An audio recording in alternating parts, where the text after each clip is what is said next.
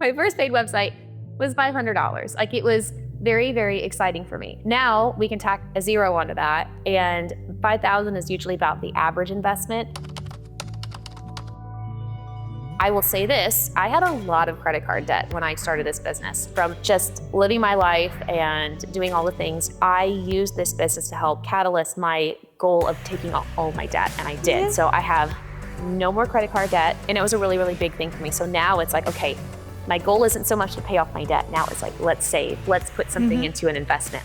All right, Megan, I would love if you could tell the people, tell me about your life before being a website designer and kind of like what led you on the journey to going in this direction. Yeah, it's kind of an interesting story because I did a bunch of things, just a bunch of random things before college, during college, after college. And none of them ever kind of make sense to somebody when I'm like, well, I worked retail, I worked for a bank, I did a little bit of marketing, but my degree is actually in songwriting and music business. So that's what I went to school for, with the intention of being a songwriter in Nashville.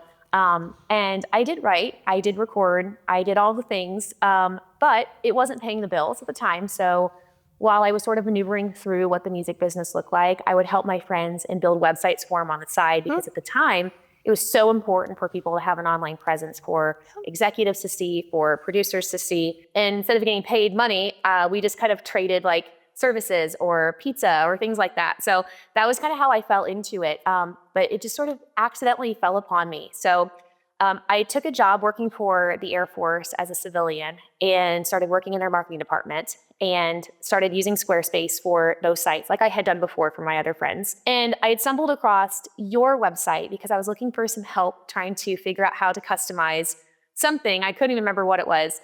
And that's kind of how I fell into your world. And being a website designer was something I never really thought I would do full time, or something I could take to be bigger than what I was doing. But everything just happens for a reason, and it just sort of fell in my lap. And so here we are. That's amazing. Okay, cool. Yeah. Okay, so what was the point in time that you decided like, okay, I want to turn this into a properly paying job? You were doing it as a side hustle for quite a while too, right? Yes?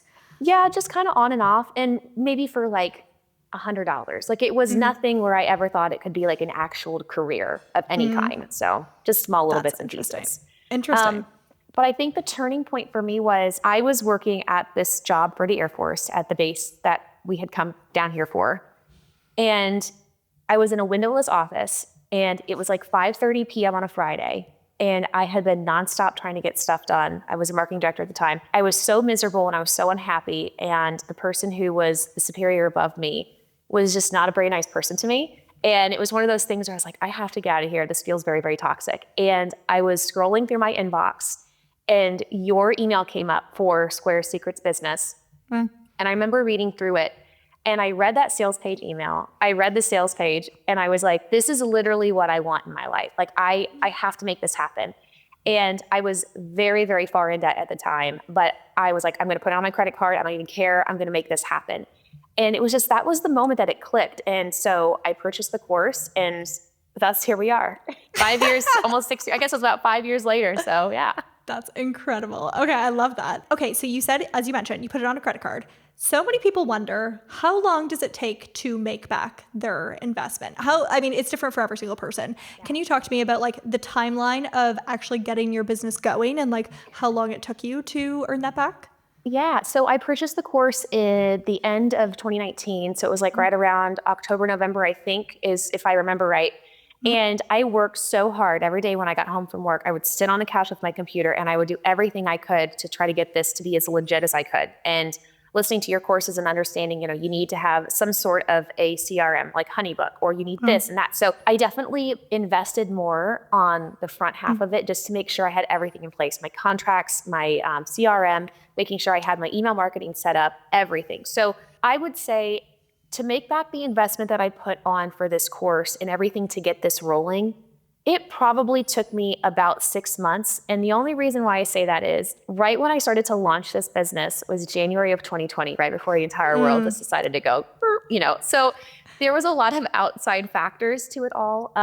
But it gave me a lot of encouragement because I was like, well, I'm already working from home. So everybody's that's like, I'm working from home now. Like, well, I've been doing this for 2 months. So I'm a little bit ahead of you on that one. But it took a lot of trial and error. It took a lot of confidence in myself that I really just did not have. My life at the time was very different than what it looks now. And so I think once I started to get the first couple of clients going, it made sense. Like I say, okay, I could raise my prices a little bit. I could offer a little bit of extra things, or you know what, I don't love this as much, I'm going to try this. And so I would say it took me about 6 months to pay back my initial investment. But then I kept investing in my business even then. So, you know, whether it was hiring a business coach or, you know, I had a podcast for a little while. I miss it. I think I'm going to end up bringing her back now. So all the things, you know, that have to go into all these extra pieces, it's sort of, you know, I pay for it and then I have to pay it off and pay it for it. So it's just been kind of a back and forth, but everything is 100% profitable at this point. So I don't have any business debt. I have a very healthy bank account for it right now that kind of keeps me going. So yeah. That's amazing. I love that. Yeah. Okay. And then talk to me about it. So as you mentioned, so you take the course, you start working on building things up, getting all your like systems and everything in place, which is amazing. And then talk to me about finding clients. How did that work for you at sort of more like the early days? And then also, is that similar to now, or do you get clients in a different way from now? How does that tend to work?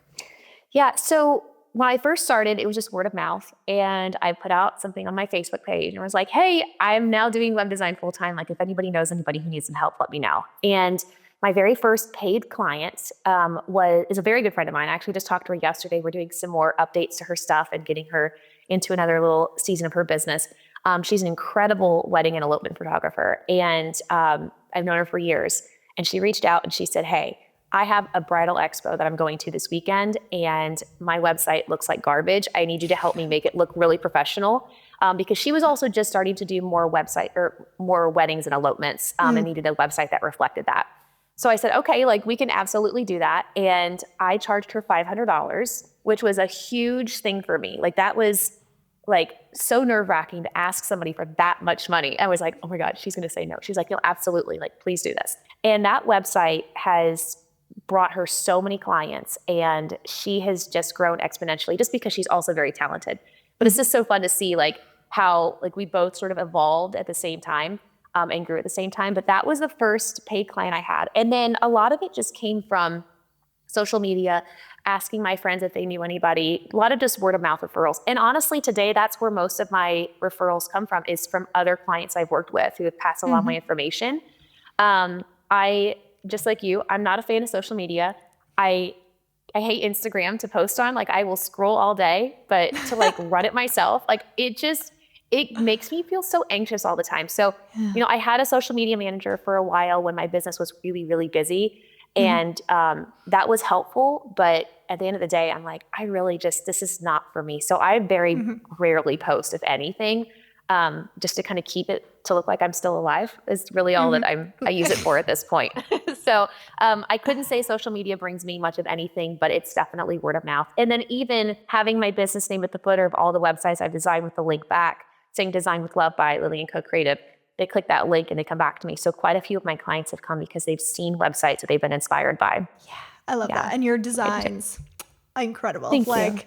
We will put up some screenshots of your work because and your own website looks amazing. It's not even done yet, which is crazy. Like it still is a like major work in progress right now. It still looks really good, I have to say. So yeah, I'm not surprised that you get a lot of clients just from people seeing your work, clicking the link at the very bottom. That's very logical to me. Before we started recording, you told me about sort of your like method of going full-time, which was a bit unusual. Talk to me about, okay, so you've started getting this business going, you're doing it as let's talk about side hustling first. How did you manage to run the business on the side of a job? Let's talk about that first. Any like tips or advice or things that worked for you in that season? Well, so I'll say this. It was easier for me to have had this as a full-time business, and then I took the job and then coming back in full-time.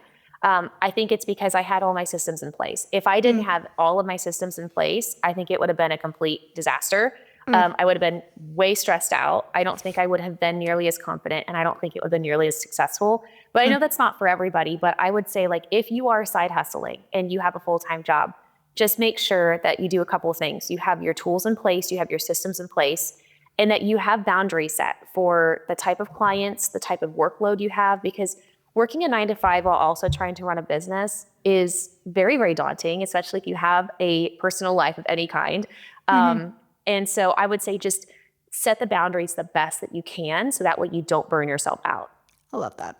I love that. That's really good. Okay. And then, okay, now let's hop over forwards to the deciding to, in a way, go full time for yourself. Tell me about that story. And, or talk to me about like, how are you even thinking about, would you take this full time? Did you have like, okay, once I've gotten so many clients that I'll take it full time? What was sort of in your mind? And then what ended up happening? Yeah, so it was interesting. I'll share a little bit of the personal side for me. So a few years ago, I was getting ready to go through a divorce, and I knew that I was going to need to have health insurance. I have a chronic illness that needs constant attention and medication, and it was very expensive. And so I knew that if I didn't have health insurance, it would absolutely just destroy me financially. So I made the very sad decision at the time to take on a full-time corporate job. It was a remote job in marketing. Honestly, I think it was what I needed at the time, not just for health insurance purposes, but it really gave me a chance to step back from my business, side hustle my business, and learn new things, learn some bigger pieces to the puzzle that I think that my clients now are really appreciating. More detail on the way bigger corporations market and how smaller businesses can take that and take those tools and those practices and really make it useful for them. So, it took me a while to sort of let the ego go and say, it's okay, like your business is still here. It's not going anywhere. Just live in this season of life. And so I did. And so for about 2.5 years, I side hustled my business, still had clients, just kind of as needed and as I could take on with my workload and my life. I met a wonderful man while in the middle of doing all of this. And we just got married a couple months ago. And he's been the biggest support I could have ever asked for. And so he's like, you really should go back and do this full time. And I was like, I know, I really miss it. I really miss being with my clients and just kind of having a little bit more flexibility in what my life looks like and not feeling like I have to just stop what I'm doing and go to a meeting and sit around and listen to people talk about big numbers that I really just don't care about. But the team I worked with was fantastic and they really kept me going. And so I had sort of had this idea in the back of my mind, like, okay, let's aim for maybe later this summer, early fall to go ahead and just slowly transition out of corporate life and back full-time into business. And that didn't happen. I didn't have a choice. With the layoffs that the larger corporation did, it just so happened that that was what needed to happen. And I was let go. And I was so relieved because it just gave me the opportunity to say, okay, I have to do this. I have to go in full time. And I can tell you that just ripping off the Band-Aid and diving in is the best thing you can do for yourself, because it's that moment of hesitation when you're kind of in the middle of, do I do it? Do I not do it? Do I do it? It's just rip it off, because that's the most painful part, is like this thought of what if it works and what if it doesn't work? It's always going to work if you just go for it. So I said, okay, I guess the Band-Aid's been ripped off for me. And later that day, I jumped on a client call with one of my clients and we got some more things rolling. And then it was like instant. I had like 2 or 3 inquiries within the same week. Right after it happened, it was like the doors opened up and I hadn't even told anybody about it. So it was meant to be the way it was, for sure. What an incredible life story. Like, honestly, and the fact that all weaved into, I mean, what ended up happening, that was like a very well-guided journey. That was amazing. Yeah, it was kind of weird, but I'm here for it. Really, yeah. That's so good. Okay, walk me through picking a niche, not picking a niche. That is something which a lot of designers struggle with that question on. How did you approach that question? I'd be curious to hear. Yeah. Well, it's interesting you say that, because I have a niche and then I still go outside of my niche sometimes. I think it really, for me, just depends on, what the client is looking for, who they are. Do I know them as a person? Do I love what they're doing? I think for me, it was really fueled by, is this person so invested in their business that they're going to take this project seriously? But I typically like to work with more of the creative people, the people who are stepping outside of the normal box and doing things as a business that, I guess, I don't want to say are scary for some people, but I work with like a lot of home organizers who leave their full-time jobs to organize homes. I've worked with a lot of people who are photographers who leave their full-time job and become photographers of some kind. I mean, it's really interesting, the type of clients that I have on my list, but most of them are not corporate-y, so it's not like a real structured. Some of them are local businesses I work with, like law firms, and I do some of their updates, but I don't really push that or promote those types of clients. I just do it because I love the people and they're here locally and they're just really, really great to have in my corner, and I'm here for them at the same time. So I would say really for me is the passion there, is the investment level there, because my biggest thing is as a web designer, I want to make sure that this tool I'm creating is the most useful for them and that they can utilize it in the way it needs to. And if they're serious about it, it will be an amazing tool for them. Yes, definitely. And I love that. I can tell like the care that you have for your clients and that you're really conscious and thinking about that, if that makes sense. Okay. And then tell me about the typical like client investment, or like what are you typically doing for clients? Let's walk a little bit more in the like numbers direction. I know people are always curious to hear about that. Yeah, absolutely. So my first paid website was $500. Like it was very, very exciting for me. Now we can tack a zero onto that, and 5,000 is usually about the average investment. It really just depends. I have a few different options that clients can choose from. I have a done in a day option where if they've already have an existing website, they have a bunch of updates that need to be done. I sort of just check off all their to-do lists for them. That is around a $1,200 investment for the day. And of course, this is a newer thing I'm offering. So, that could change also, but that felt really good for me. But the average website is right around 5,000, give or take. Like, how many pages do they need? Do they need a bunch of integrations? Are they, course creators who need to have a Kajabi back end of making sure that their courses are put together or teachable or whatever it may be?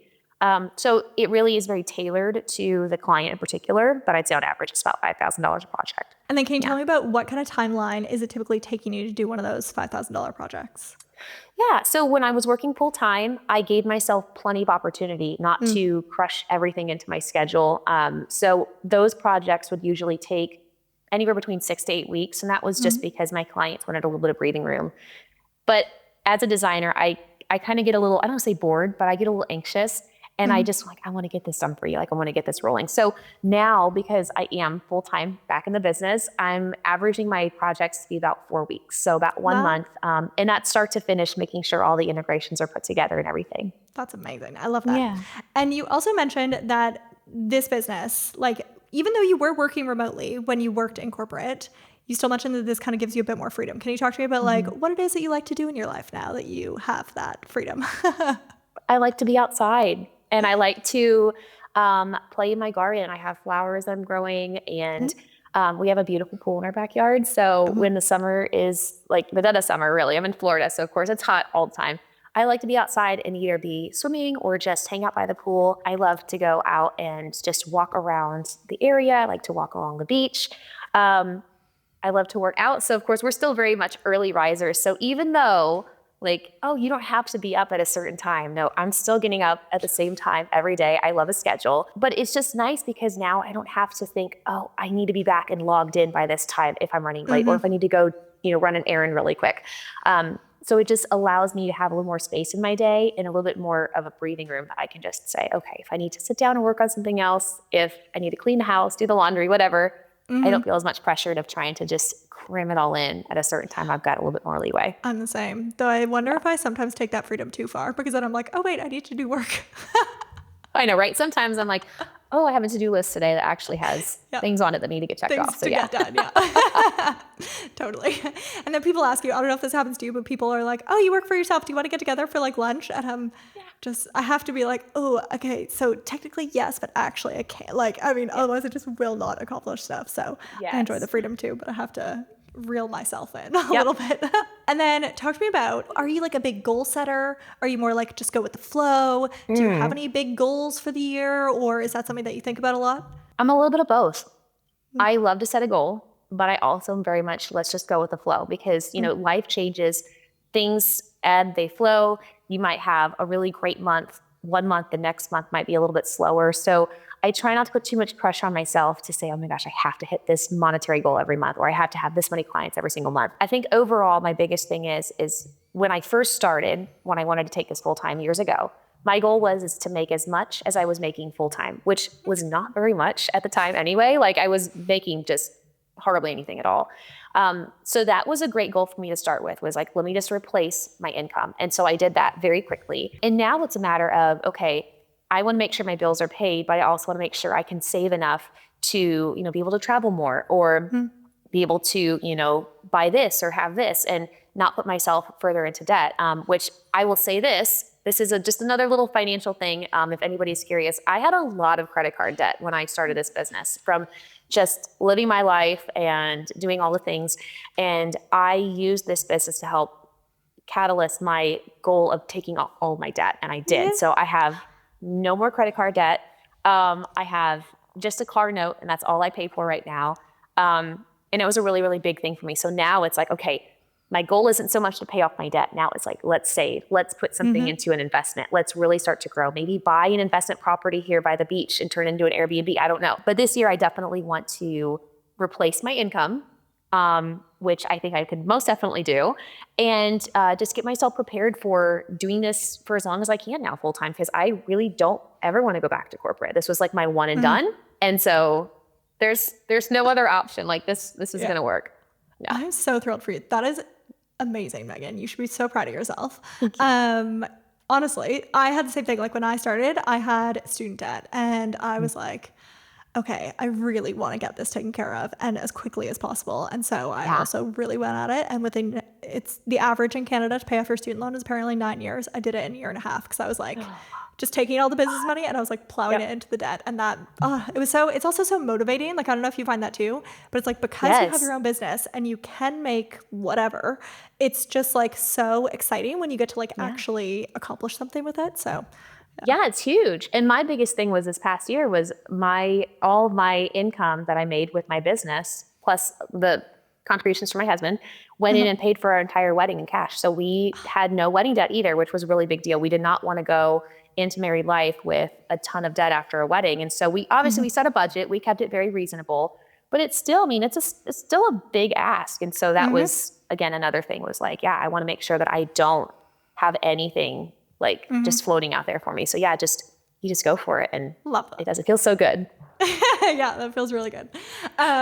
Did you like Dave Ramsey debt-free scream? Was that like a thing that you did or? I know the steps and I've done some of the steps before and I kind of used it, but I also didn't want to suffocate myself so much that I wasn't having a good time. But I love my husband very much. He is very budget conscious. And my friends all laugh because when they met him, they're like, oh my God, did he put you on a budget? Like, you're not a budget kind of girl. Like, this is crazy. Like, you just go to Home Goods and buy whatever you feel like buying. I'm like, yeah, well now, it's a bigger goal for us now. And so I've been able to say, okay, I can cut my spending back a little bit if it means that we have a bigger goal ahead of us that we can accomplish. I agree with that. I agree that like the bigger goal makes you really, when you're thinking, you're like, do I actually want that? Or do I actually want my goal, which I've set? So having the bigger goal makes a big difference. Love that. Okay, cool. Okay. Talk to me about imposter syndrome. So you have been doing this for quite a while now. And this is something which so many people, and I mean, you at the beginning as well, you're mentioning like $500 for the first project to now $5,000 for a project. Obviously that was like a big leap in building your own confidence and getting over imposter syndrome. Can you talk to me about anything you did or anything that you think that helped you? Any advice that you'd have for someone else who's at that $500 stage and they're wondering, oh my gosh, I could never charge $5,000. Yeah, no, I think the biggest thing for me is I felt like I could not charge more because I didn't know everything. But newsflash, you're not supposed to know everything. And it's just something that you need to work on every single day is I want to learn a little bit of this. I want to learn a little bit of this. And so as I started to grow my skill set and I started to get some really great positive responses for the designs and the layouts and then the way that the sites were working for my clients, that was such a confidence boost for me. It was, oh my gosh, I got my first paid inquiry from the website you built. Like, this is so exciting. Or, I can't believe this. I've had X number of people to my website after we wrote that blog or something. And so it was very much okay, I had to trust the process and know that like all of these things I'm learning to then help get my clients where they need to be, it is working. You're not going to see it overnight, but just know that if you're putting in the work, like you're going to get there. And you just have to know that if your intention is good and your end goal is somewhat attainable, like obviously making, $1 million in the first year might be a little astronomical. Not saying it couldn't happen. If you can do that, please go for it. But just giving yourself the grace and knowing that we're all going to have good days. We're going to have some bad days. We're going to have great months. And then we're going to have months that suck so bad that you're like, this is the worst. Why did I do this? This is like, I need to literally like just quit this business. This is the dumbest thing I've ever done in my life.